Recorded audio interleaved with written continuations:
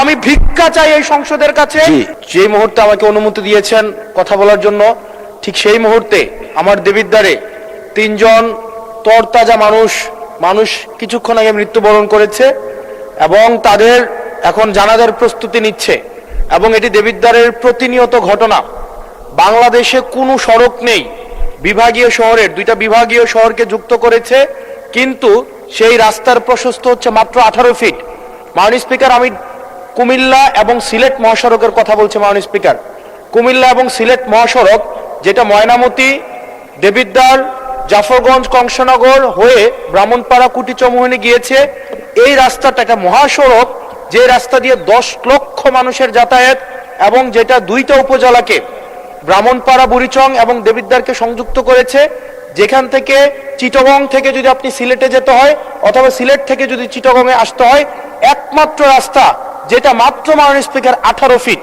এই 18 ফিট রাস্তা দিয়ে প্রত্যেক দিন এটা মৃত্যুর মিছিলে সেটা পরিণত হয়েছে। দেবিদ্বার বুড়িচং অংশটা প্রত্যেক দিন মৃত্যুর মিছিল।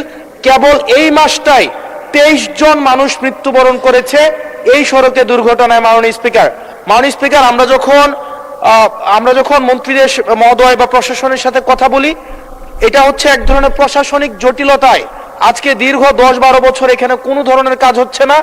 আমি আপনার দৃষ্টি আকর্ষণ করছি, আপনার মধ্য দিয়ে মন্ত্রী মহোদয় নিশ্চিত করবেন কি কবের মধ্যে এই মৃত্যুর মিছিল থামবে এবং এই মহাসড়ককে, এটা লাইন অফ ক্রেডিটের আন্ডারে 6 লেনে হওয়ার কথা থাকলেও এটা মাত্র 18 ফিট হয়ে আছে। মাননীয় স্পিকার, এটা আমি এলাকায় মুখ দেখাইতে পারি না।